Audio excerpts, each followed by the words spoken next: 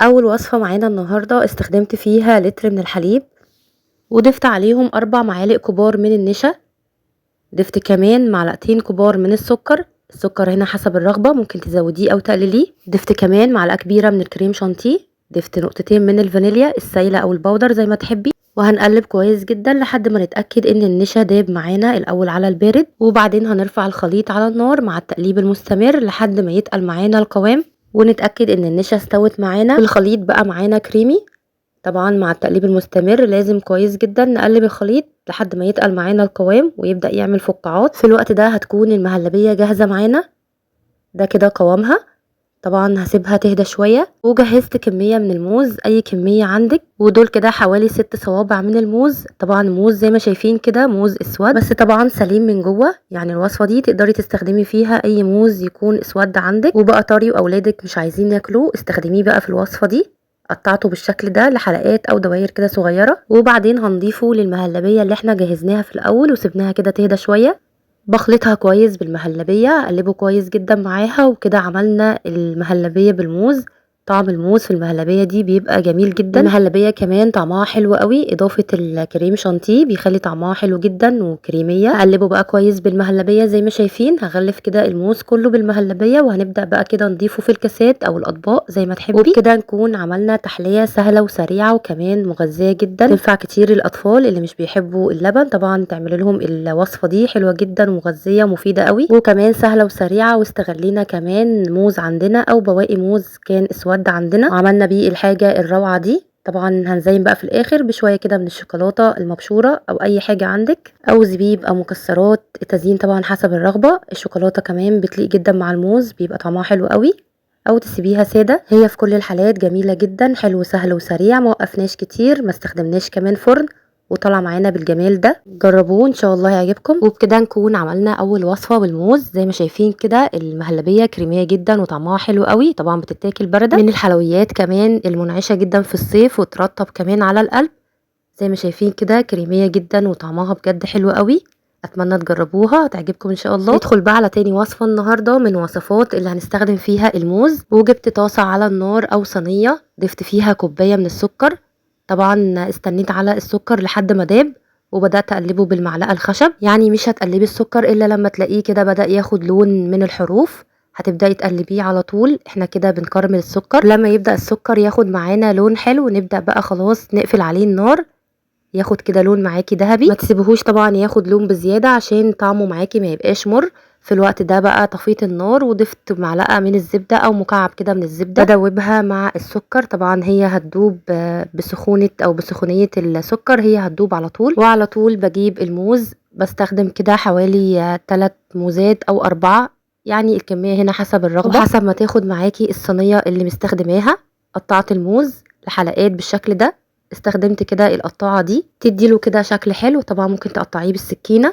ومليت بقى الصينية كلها كده بشرايح الموز، سبتها بقى على جنب. وجبت الخلاط ضفت فيه 3 بيضات، ضفت عليهم حوالي كوباية الا ربع من السكر، ضفت كمان كوباية من اللبن، ضفت كوباية من الزيت، كله كده في الخلاط.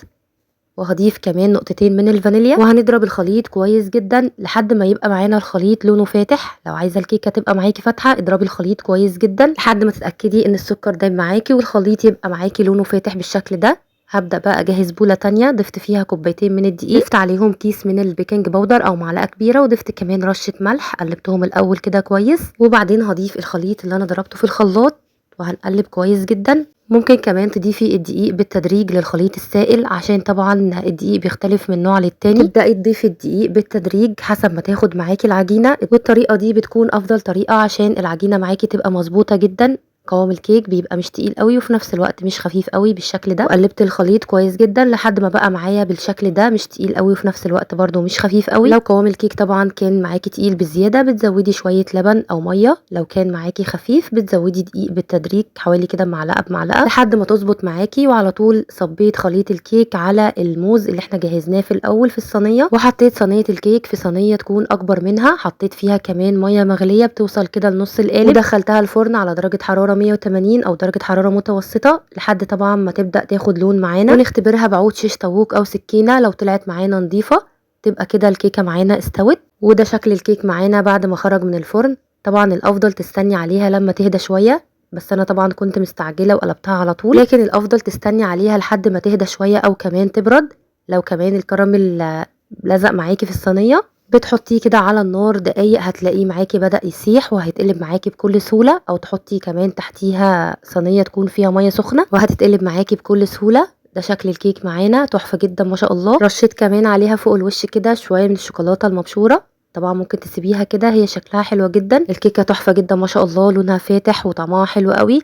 بس طبعا انا قلبتها وهي سخنه، استني عليها لما تبرد هيبقى معاكي النتيجه احلى بكتير. كمان لو مش بتحبوا الحاجه مسكره بزياده قللي نسبه السكر في الكيك، يعني خليها نص كوبايه او كمان اقل. استخدم الخلاط وهنضيف فيه كوبايه الا ربع من السكر، حابه تخليها كوبايه زي ما تحبي. هضيف كمان كوبايه من اللبن او الحليب، وهضيف كمان كوبايه من الزيت. وهستخدم بقى الموز اللي هو اسود عندي، دول كده حوالي 3 ممكن يبقوا 2، وهقشره كده زي ما شايفين وهضيفه في الخلاط. وزي ما شايفينه كده هو اسود من بره لكن ابيض من جوه طبعا ونضيف. لكن طبعا الموز لو طري كده من جوه وبايظ طبعا احنا هنرميه مش هنستخدمه في الوصفه دي. قشرت كميه الموز اللي عندي وضفتها كده في الخلاط مع المكونات اللي احنا ضفناها في الاول، وهنضرب بقى الموز مع المكونات كويس جدا لحد ما نلاقيها كده بدات تتقل وبدا يعمل معانا كده زي صوص. زي ما شايفينه كده الخليط بدا يتقل معانا. لما يتقل في الوقت ده طبعا لازم نضربه كويس جدا، ولما نلاقيه بدا يتقل في الشكل ده هنقفل الخلاط ونبدا كده ناخد كوبايه من الصوص ده صوص كده بالموز طعمه بجد تحفه. وفي نفس الخلاط كده بعد ما اخدت الكوبايه من الصوص ده هضيف كده بيضتين يكونوا بدرجه حراره المطبخ، هضيف عليهم معلقه كبيره من الخل. وطبعا احنا مش محتاجين نضيف فانيليا في الوقت ده لان الموز طبعا طعمه كان طاغي جدا بديل كده للفانيليا. وضربنا بقى الخليط كويس جدا لحد ما اختلط كده معانا. بعد اضافه البيض هنقفل بقى الخلاط وهنبدا كده نجيب بوله او طبق. وضفت كده كوبايه من الدقيق، ضفت عليهم كيس من البيكنج باودر او معلقه كبيره، وضفت كمان رشه من الملح. نزلت بالخليط اللي ضربته في الخلاط وهنبدا نقلب كويس جدا بالمضرب اليدوي زي ما شايفين. هبدا انزل بقى بنص كوبايه الدقيق التانية، يعني استخدمنا خليط الدقيق كوبايه ونص، بس نزلت بيهم كده بالتدريج عشان طبعا نشوف الدقيق معانا حسب ما ياخد كده كميه الدقيق. بس هو اخد معايا كده كوبايه ونص من الدقيق. وخلطت المكونات كويس جدا لحد ما بقى الخليط معانا كده ولا هو تقيل قوي ولا خفيف. في الوقت ده على طول بدات كده اسخن الفرن على درجه حراره وسط او 180. بدات اجيب صينيه دهنيها بشويه من الزيت ونزلت كده بالخليط، وبعمل كده بالسكينه خطوط رايح جاي او بعود شيش طاووق عشان ما يبقاش كده في اي فتحات في الكيكه او مسامات واسعه. وهنبدأ ندخلها الفرن على درجة حرارة وسط زي ما قلنا او 180 على رف اوسط. بتقعد كده حوالي نص ساعة او ساعة الا ربع حسب طبعا درجة حرارة كل فرن. لما تبدأي كده تشمي ريحة الكيك بعد تلت ساعة او نص ساعة بتختبريها بالسكينة، لو طلعت معاكي نضيفة بتكون كده استوت. خرجت الكيكة زي ما شايفين كده، وده الصوص اللي احنا كنا شايلينه في الاول. بدأت اضيفه كده على وش الكيكة زي ما شايفين. طبعا احنا الاول بنسيب الكيكة تبرد وتهدى قبل طبعا ما بنضيف عليها الصوص، وبسويه بالشكل ده. بجد الصوص ده طعمه حلو جدا، طعم الموز كده باين فيه قوي.